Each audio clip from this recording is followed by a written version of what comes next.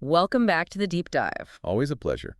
Our listeners, they never disappoint when it comes to sending us thought-provoking source material. Yeah, this one definitely fits the bill. And today we're going to be tackling an excerpt titled A Philosophical Defense of Slavery. Now, obviously, this is a sensitive topic, Very much so. and our goal here isn't to endorse or condemn the author's viewpoint. Right. We're not here to take sides. Instead, we're going to approach this like intellectual explorers. Exactly. We want to understand how this author constructs their argument. Unpack their reasoning. Explore the historical and philosophical context they draw from. Lay it all out on the table for our listeners so they can form their own conclusions. Precisely. So let's dive right in. The author starts by making a rather bold claim that slavery isn't some historical aberration, but rather a timeless institution, something that's woven throughout human history. From ancient times to even the present day, perhaps, in ways we don't always recognize. What kind of evidence do they present to support this idea? Well, they point to examples that might feel familiar to us, like prisoners of war being forced into servitude, Right. individuals working off debts through labor, Makes sense. even criminals being sentenced to hard labor. We still see some forms of that today. Exactly. But what's interesting is the author then takes it a step further. How so? They argue that in earlier forms of slavery, like in classical times or under feudalism, Okay. the relationship between master and slave wasn't necessarily predicated on the idea that one group was inherently inferior to the other. That's quite different from how we often think about slavery, especially in the context of, say, the transatlantic slave trade. It is. The author seems to be suggesting that in those earlier systems, enslaved individuals often shared cultural and religious backgrounds with their owners, Right, a very different dynamic. which supposedly led to a more paternalistic form of slavery. They even claim that these were distinct social roles with varying sets of obligations and rights. Yes, and they acknowledge that abuse existed within these systems. As it does in any system, I imagine. Right. But their point seems to be that mistreatment isn't unique to the institution of slavery itself. Meaning it can happen in any power dynamic. Exactly. They draw parallels to abuse that we see in modern workplaces, political systems, even within families. So their argument is that the potential for exploitation isn't inherent to slavery alone, but rather a reflection of human nature. That seems to be the direction they're heading in. Now, this leads to a particularly provocative idea about historical Christian morality. Uh-oh. The author suggests that if we were to unequivocally condemn slavery as inherently evil, Okay. we might be implying a fundamental defect in the moral framework of historical Christian societies. Like the Russian Empire, for example, which the author specifically mentions. Wow, that's a pretty bold claim. It is. Their logic is that if slavery is intrinsically evil, then its acceptance and regulation within Christian societies throughout history presents a serious moral dilemma. Right, because how could a system that's inherently evil be so intertwined with a religion that claims to be based on love and compassion? Exactly. Mm-hmm. And the author takes it even further by invoking the weight of historical and ancient writers. Philosophers, theologians, A historians, whole gang. they argue that if these figures were fundamentally wrong on something as significant as slavery, Okay. it could cast doubt on their broader understanding of humanity and society. Like their whole worldview could be called into question. It's like they're asking us to approach the perspectives of our ancestors with a degree of humility, Right, to recognize that they weren't necessarily monsters or fools, but rather products of their time operating within a different framework of understanding. which may have led them to conclusions that we find abhorrent today, It's a reminder that morality is not always static, that it evolves over time. and that judging the past through the lens of present-day values can be a tricky endeavor. It's not always black and white. Right. Now, shifting gears a bit, the author then launches into a critique of two core concepts that we hold dear in the modern world. I'm sensing this is about to get controversial. You got it. Equality and freedom. Ah, yes. The cornerstones of modern liberal thought. The author argues that our opposition to slavery is deeply rooted in these very beliefs. Okay, so they're going right to the heart of the matter. Let's start with equality. What's their counter-argument to the widely held belief that all people are created equal? Well, they're not completely dismissive of the idea. They concede that all humans are created in God's image. So there's a spiritual equality. Yes, but they immediately draw a distinction Yeah. between that and equality in terms of abilities. Like mental, physical, Yeah. spiritual even social ability. Exactly. They use this interesting analogy of humans not being like insect drones. Suggesting that we're not all identical cogs in a machine. Right. They point to the natural diversity of talents and capacities that we see in the world. So their argument is that while we may be equal in the eyes of God, we're not all equal in terms of our skills or potential. That's the gist of it. And they go on to suggest that an individual's inherent worth isn't necessarily tied to their social status, meaning someone in a lower societal position could still possess greater moral character than someone in a position of power. Right. They're emphasizing that true individual value isn't solely dictated by where someone sits in society. But it sounds like they're also saying that this doesn't mean the less capable should rule the more capable. That's right. They're not advocating for a complete inversion of the social order. So it's a nuanced perspective. Very much so. Now, what about their perspective on freedom? This is where things get even more interesting. It sounds like they have a rather unconventional view. They do. They argue that the modern liberal conception of freedom as the ability to do whatever one desires. The kind of freedom where you can choose your own path, pursue your own happiness. Exactly. They see that as a flawed and potentially dangerous idea. Really? Yeah. So how do they define true freedom then? They define it as the capacity to do what is good. So it's not about having unlimited choices, but about making the right choices. Yes, and they connect this to the idea that humans are always in service to something. Whether it's our base desires or a higher purpose. Exactly. So true freedom, in their view, comes from aligning oneself with that higher purpose. And they even bring up examples like monastic vows and the imprisonment of criminals as limitations on freedom. That seemed counterintuitive at first glance. But they argue that these limitations can actually lead to positive outcomes. By preventing harmful actions and encouraging submission to a higher good. So in a way, they're suggesting that true freedom can sometimes be found in constraint. It's a very different way of thinking about it. Indeed.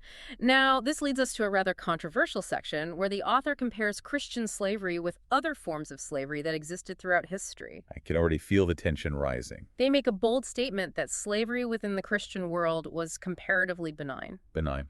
Compared to what? They specifically contrast it with practices in Islamic and Jewish societies. Okay, let's hear the comparison. They cite examples like the Muslim practice of castrating African slaves, allegedly to prevent the mixing of bloodlines, and a tendency to overwork slaves to death, supposedly viewing them as more expendable due to racial and religious differences. They also draw parallels to modern-day exploitation of foreign workers in the Middle East, which they see as a continuation of those historical practices. It's a very provocative and potentially inflammatory comparison. It is. And it's important to note that these claims need to be carefully examined and considered within their historical context. Absolutely. We're simply presenting the author's arguments here, not endorsing them. Right. Now, they also make a distinction between prostitution and slavery. Interesting. Defining prostitution as the selling of one's body. And slavery as the selling of one's labor. And they deem prostitution as inherently more immoral. Why is that? They argue that it involves a deeper violation of the person. Okay. Then they return to Christian slavery and argue that Christian slave owners had a vested interest, both economic and religious, Makes sense. in the well-being of their slaves. So it was in their best interest to keep their slaves healthy and productive. Exactly. And they emphasize the Christian duty to provide not only for the physical needs of slaves, but also for their spiritual needs. Like religious instruction, for example. Right. So while acknowledging that instances of abuse did occur, As we know they did. the author maintains that these were exceptions and didn't represent the typical relationship between a Christian master and slave. Where there was supposedly a sense of responsibility for the slave's welfare and even their salvation. Exactly. They're painting a picture of Christian slavery as a more paternalistic system, where the master had a moral obligation to care for both the body and soul of the slave. It's a very idealized view of a very brutal institution. It is. And it's important to remember that this is just one perspective on a very complex and multifaceted issue. Right. Now let's move on to the author's exploration of philosophical justifications for slavery. Where they delve into the works of ancient thinkers like Plato and Aristotle. The heavy hitters of Western philosophy. What are some of the key ideas they draw from these figures? Well, they mention Plato's Republic, where the concept of different souls being suited to different societal roles is explored. Implying a natural hierarchy within society. Exactly. But their primary focus is on Aristotle's concept of natural slavery. Which posits that some individuals are inherently predisposed to rule, while others are naturally inclined to be ruled. A view that's obviously deeply problematic from a modern perspective. To say the least. But the author is trying to understand how these ancient philosophers arrived at their conclusions. And they point out Aristotle's belief that this predisposition towards ruling or being ruled could even be passed down through generations. Like a hereditary trait almost. Now, it's crucial to note that the author explicitly rejects using this idea of natural slavery to justify the enslavement of entire populations based on race. That's important. They specifically call out the flawed arguments used by American anti-abolitionists who attempted to do just that. So they're drawing a line in the sand there. They're saying that even within their framework, there are limits. Right. They embrace the hierarchy, but reject racial justifications. Which raises questions about the consistency of their overall argument. It does seem like they're picking and choosing which aspects of these ancient philosophies to embrace and which to reject. But they do bring up a rather uncomfortable point concerning African slaves brought to America. Go on. They suggest that many of these individuals were already destined for slavery within Africa or the Middle East.